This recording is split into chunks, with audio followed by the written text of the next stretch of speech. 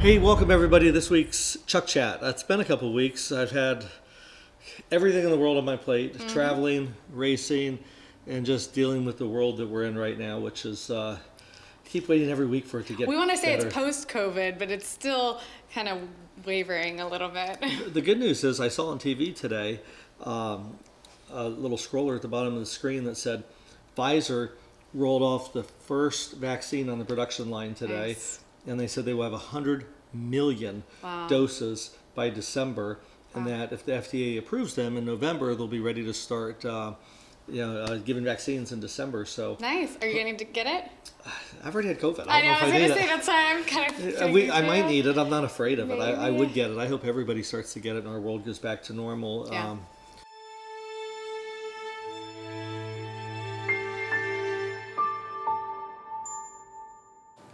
For everybody right now, it's the uncertainty.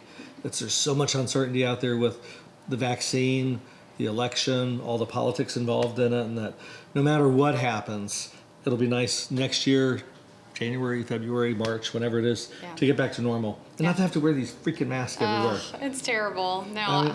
I feel like we're all bandits. I know. And it's hard to recognize people. There's no emotion, and it's not. I know people it's can not tell you're fun. smiling because your eyes are squinting. I know. But it's just not And a. you always feel guilty. It's still not second nature to me. I walk in Publix and all of a sudden I look up and realize I'm the only one without a mask on, and I run back to go get my mask because it's just not natural. I want to see people's faces. So. And I know it's hard. This week I want to talk about the cutting edge because I'm dealing with a lot of people who are really the best in their business.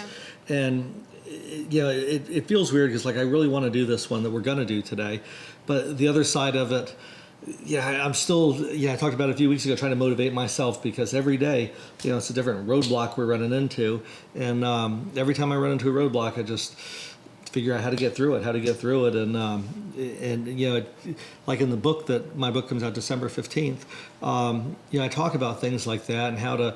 I try to take my own advice, how to pick yourself up, how to keep going, and just dealing with, and I've said this before, dealing with the banks now is so hard, and our vendors and tenants, everybody's still struggling, but we're going to be on the other side of this soon, and so I want to do, in addition, where I'm going to bring some different people in who are really great at what they do.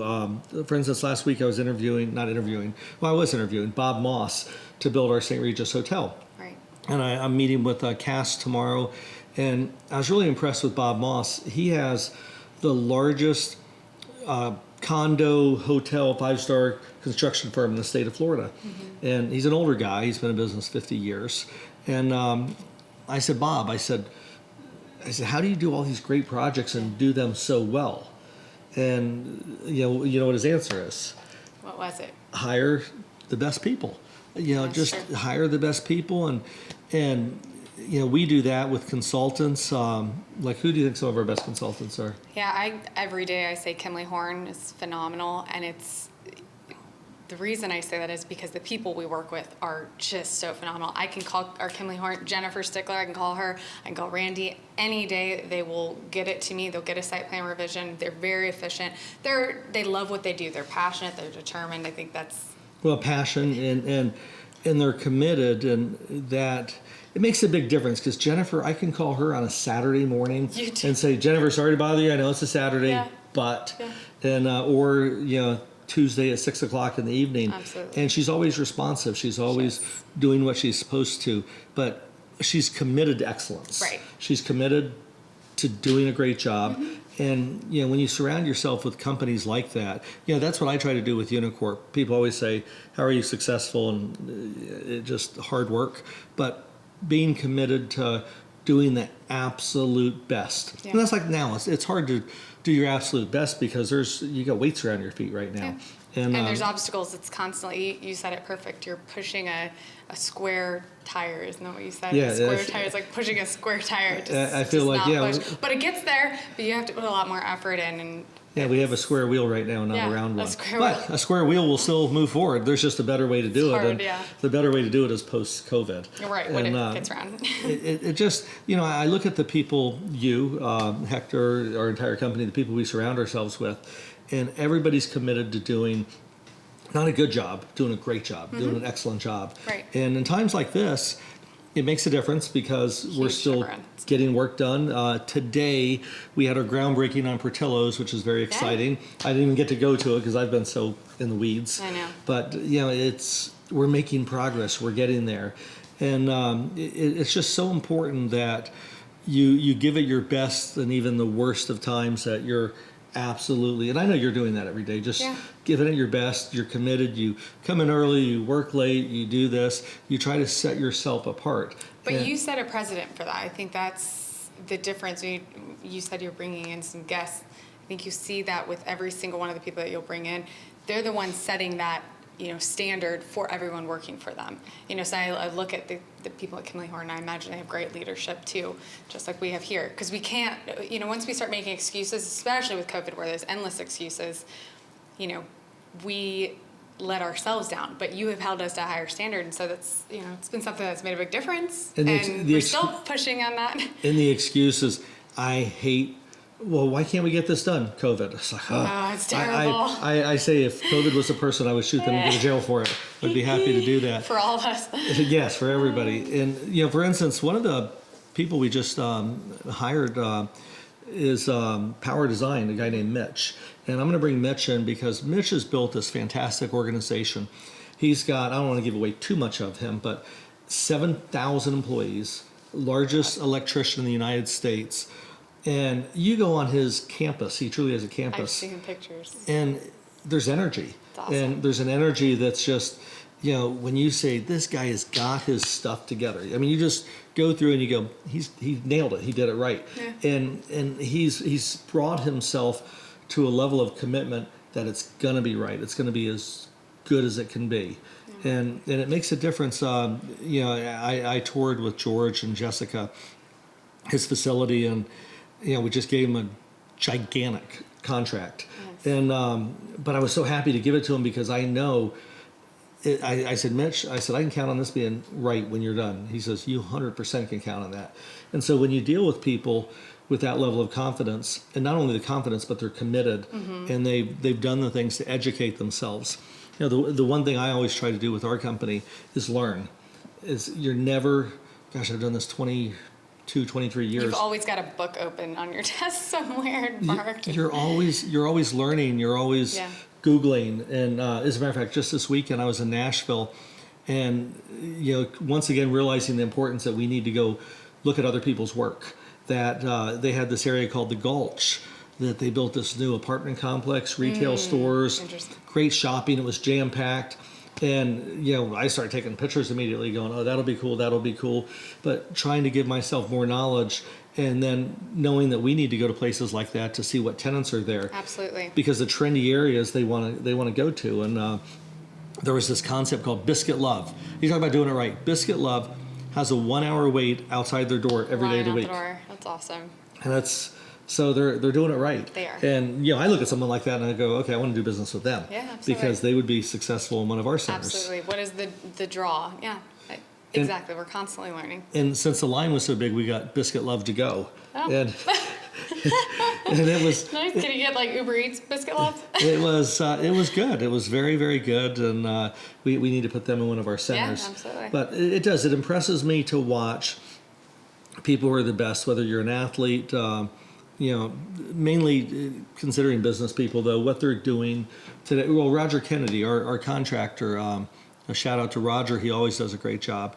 And Roger's building an apartment complex for us right now in Oakland. And Roger's one of these guys, I don't have to tell him what to do because his business is building and he knows what to do. Right. And that's why we hired him. And if I didn't want to go out there, it's going to take 14 months to build that apartment complex. If I chose not to go out there one single time, it would be right. That's awesome. I just don't have to do it. I know he's going to do it right. Yeah. And they have a great team. That was their team this weekend, but their team is so on the ball too. So he sets the standard for his team too. He does. He sets an expectation, and they live up. Did he win an award? Yeah, they did. They won an award for one of their apartments that they did in downtown. Yeah, Roger does a great job, but he's committed to his team. His team's committed to him. He hires the right people. He stays on top of it. He manages it. Even when it's hard, he takes care. We all run into problems, and sometimes it's how you deal with those problems. Roger and I, we've never yelled at each other. Whenever we have a problem, we just sit down and say, okay, What's the problem? How do we solve it? And yeah, that's what good business people do. They talk out problems. They figure out the resolution. Sometimes they're painful, and you get through the problems. But Yeah. I was talking to somebody this weekend. They brought up, someone they know and somebody who came in and did the same job. And I said, the difference of the two, they're both hard workers, but one, when times get tough, they make a lot of excuses, and there's all different reasons why it's not happening. And and the other person doesn't. They just say, this is what needs to happen. When is it going to happen? And that was kind of cool for me to hear too. So I was like, yeah, that is what sets them apart. And that's what makes this person more successful than this person, is when it gets tough, they're not making excuses. They say, this is what it is. Let's get it done. How do we get it done? So. And to that point, sometimes when you don't want to is when you have to. Yeah. And I came in this morning and just dealing with the typical stuff we're dealing with right now, and I'm like, oh gosh, okay, jump in. And then all of a sudden you start getting through it, and you can't you can have the attitude, I don't want to, but you have to. Yeah. And even in those times where it's miserable, you have to, and if you keep pushing through, that's what changes it to a good time. And Right, eventually, you see the fruit of that eventually. Exactly. Eventually, it's hard to see. We're such short-term, I think our generation in this season, we see things right, the next month to month. we want immediate gratification. Absolutely. And I've seen through, some of the things that you've fought on. I mean, the St. Regis is a perfect example. Here we are, now it's the fun stuff, but there was a lot of difficult challenges you had to overcome. 8 years. Yeah. 8 years, and the immediate gratification is still 2.5 years away. It's still, but it's better than us. I mean, picture this. This is an investment that It's an investment. from the first time we started investing till the first time we see a return is going to be 11 years. It's like sending your kid off to kindergarten, not seeing them again till high school. Yeah, I mean, that's what it's like. Yeah. And seeing what it becomes.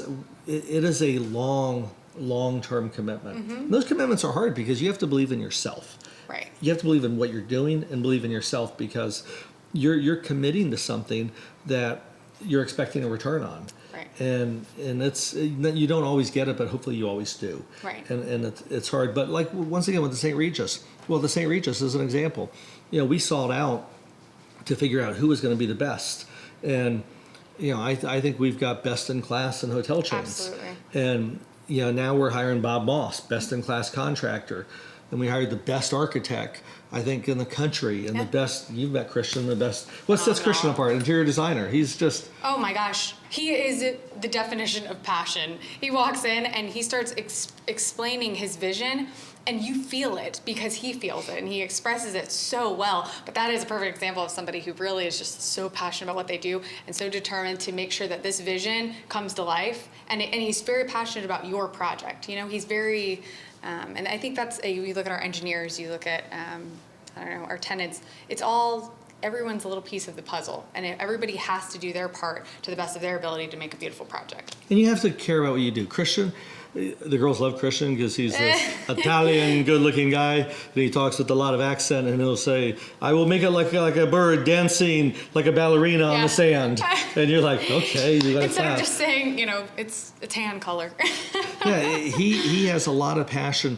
And the whole team we put together, I am 100% sure of what the results will be, because everybody cares, from Christian to the architect to the engineer to the hotel company. Right. They all have a vested interest, and they all want it perfect. And I have no doubt it'll come out being perfect because we chose to hire the best people we could. And I've said before, like Jason Krieger we have up in Michigan. What a great architect and great attitude he has. Great, yeah. And he is committed to, it's great when you have someone like that you can look at and say, he says, Chuck, what do you think about this?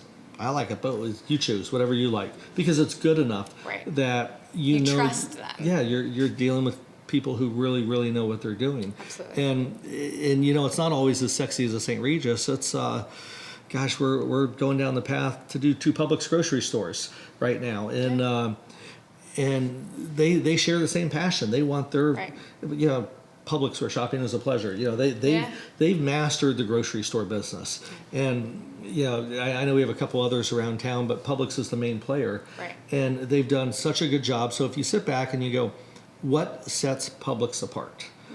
And you can really start to define what those things are: the attitude of the people, the cleanliness of the stores, the commitment to build them just right. The commitment, oh my gosh, through COVID, the way that they had people, they kept people safe. They do delivery. The stores were flooded with people, but they still did it in a safe way. They did the arrows, and they stayed open. They didn't, I know that there were a couple other grocery stores that had issues, and Publix got it done in the midst of COVID. So and they kept everybody working, and you felt good, you felt safe, and it was kind of comforting knowing as our whole world gets shaken up that there's some things that you can count on, and little things like going to the grocery store, and the gas station and things like that. But so over the next few weeks, I want to bring in some people who David Siegel's a friend of mine who owns the largest independent timeshare in the world, Westgate. And he's in the news a lot. He was in the news last week for COVID, talking about how he's gotten through it. And it's hard on these companies. He's laid off thousands of people. And, even Harris Rosen's had to lay off thousands of people. And I know he cares deeply for his employees, but people are doing what it takes to survive their company now so they can hire these people back again, in the future when things come back. But I want to bring David in, very, very interesting guy who has just built a timeshare empire. Mitch from Power Design, like to bring him in. Roger Kennedy, and talk about what he's done in construction, and Bob Moss, of how they built these great companies, because I think they're great inspirational stories of, we have a development company, but timeshare is completely different than what we do, and being a giant electrician is completely different than what we do. To hear, their ways, and I think you'll see a lot of similarities, that they care for what they do, they're passionate about it. And they've had obstacles with this season as well. That's everybody has faced some kind of obstacle in this season. So I'd be interested to hear how they. It'll be fun, and go back to Mitch for a minute from Power Design. Yeah, he's an electrician, and being an electrician, owning an electrical company doesn't sound sexy. But it is though. I've seen their campus. But when you go to their campus, you go, "Wow, I'd love to own this company." They landed this helicopter right in front of our office. All of a sudden, one day, this big old helicopter lands right in front of the office, picks you guys up. That was pretty cool. And he takes us there, and he's got his own chef that cooks for everybody, and a workout studio where he has personal trainers. And I'm there like going, "Wow, this is Google of the electricians." Yeah. And I mean, he built this great campus, great attitude. Interesting guy, and same thing, committed to what he does. I know a guy named Neil Keating. He used to live here, and he ran Hughes Supply, and he got hired to go become the CEO of Command Corp. But Neil was one of these guys too. He was an intense guy. He was just ultra focused on what he did, and he ultimately went to run 5,000 or 6,000 employees. But it was his level of focus that he had, his passion to doing it right. And a lot of these folks who do that, they're constantly learning, reading books on learning how to better themselves. How to, it's an old saying, I want to be the best me I can be. But it's true. You're constantly trying to be the best you that you can be. Right. And, even like I just got this new whiteboard a couple weeks ago from Samsung, the Samsung Flip. And I went to an office down in Winter Park, Tom Acom's office, and they do this demonstration, and I'm like, oh, I got to come back. I ordered it the same day. Yeah. But constantly getting tools that will make me better doing what I'm doing. And what it comes down to a lot, and I know you know this, is organization. That's exactly what I said when you asked me this. I said, people who are organized, oh my gosh, they're the most successful people to work with. They really are. If you can go down your list of, I come in the office and I look at my whiteboard that's got 20 things on it, and I go down every day, I look at the first one, what do I need to do? I got it in check. What do I need to do on the next one? Start making phone calls, and constantly cycling through that list every day, and then getting up, and if it takes a phone call to you, hey, where are we at with this tenant, or Dana or Pierce or someone, and constantly staying on top of everything. That's been a game changer for me in this season too. Juggling so many balls is, I've become much more organized than I ever was, just because it makes my life easier. You add so much more stress to your life if you don't organize your list and all the different things. Just knock them off, and you can't have loose ends. Yeah. You need. I mean, as you know, I've made you and Hector and everybody come with these lists. We go down every property. We talk about every space, every tenant, and people say to me all the time, how do you manage so many projects? Because we have our arms around it. I mean, it's harder right now because of COVID, because banks don't want to loan money. It's not because of disorganization timelines. here. Right. It's harder now because the world's harder. But we're organized on those projects, and you can methodically go through them quickly. Right. And I think as a whole, we all know where we stand on everything. And I would say, huge tools to being successful, to being the cutting edge of your competition is, having the passion, having the knowledge, being organized, surrounding yourself with the right people. The right team, yeah. And I think we've got that here. And the people I'm going to bring in over the next couple of weeks are going to be pretty interesting. So I hope you tune in. And I talked about my races. I have one last race to do this year, Misano, Italy. I go there 2 weeks from today. And I race in the World Championships for Ferrari. Awesome. And I've moved up this year in standings. Yeah. I'm in the middle of the pack. And on my day 2 in Sebring, I qualified number 2. Yeah. And unfortunately, I had a bad finish because my team was not at the top of their game. Because in Ferraris, when you're racing Ferraris, you want the car to be the perfect weight for racing. So you don't want to have too much fuel in it because fuel weighs, 6 pounds a gallon. And so you want just the right amount of fuel in there to finish the race, because if your car's heavier, you'll be a little slower. And Sure. if you're lighter, you'll be a little faster. Well, they misjudged my fuel by 2 gallons. And so I was on the last lap and a half. And I ran out of gas. Well, you live and you learn. And I was so upset. But that's another thing too. You learn from mistakes. You learn from mistakes. And when you get upset, like I was fuming in the car when I ran out of gas. I mean, you be on a racetrack and you're in the top 5 and you run out of gas. And I knew I'd kill him too. And I was sitting in the car and I finally got it into the pit, and I was better off just not to say anything to anybody, because I knew I was going to say something that I would regret saying. Like, I didn't want to say anything bad. So I just said, probably not the right time for me to talk right now. I'm just going to call it a day. Yeah. And I left, and I tried under a little composure to write a text to the guy who ran everything saying, this really doesn't work, and you have to make this work. I don't run my business this way, and this is a business, and it has to, and they've made it right. But that's one thing, especially precision race cars, everything has to be perfect. Yeah. Your brakes, your throttle, your gas, your weight, everything has to be perfect. And it's a whole different industry, a whole different business, but it's look at whatever you do and find out, are you doing it to be the absolute best? I'll say one more thing before we close. That's on race cars, but not mine. Years ago, I went to an F1 race in Turkey, and I was with the owner of the F1 team, McLaren, and he took me in their pit area right before the race with Lewis Hamilton, who's the #1 race car driver in the world. And Lewis is a nice guy, and it's right before the race, and they've got 20 TVs in there.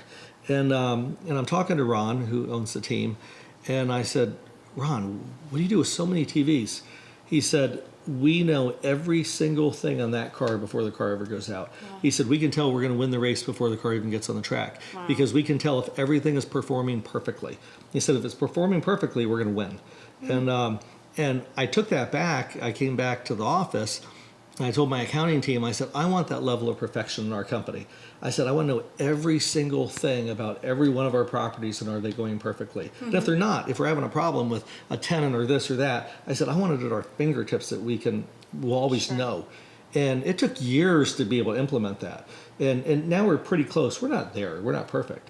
But we kind of know everything that's happening, and we're all with knowledge of that. So it's just like with our business and with other businesses, it's so important to really know just like they knew that race car, to know your business perfectly. Yep. They knew before that thing went out of the garage how that car was going to do. Mm-hmm. And that's our job, like with the St. Regis Hotel. Before we put the first shovel in the ground, we want to know it's going to be perfect. Right. And we're doing that through virtual reality with the augmentation and all the different things we're doing. And so anyhow, I think that helps us with our company, because we really strive hard to not that we're the best, we strive hard to be the best. Mm-hmm. And we implement all the things we talk about, and we work our asses off, which is so important. But I want to bring some interesting people, and so tune in for the next Chuck Chats coming up, and look forward to seeing you guys soon. Take care. Mm-hmm. Mm-hmm.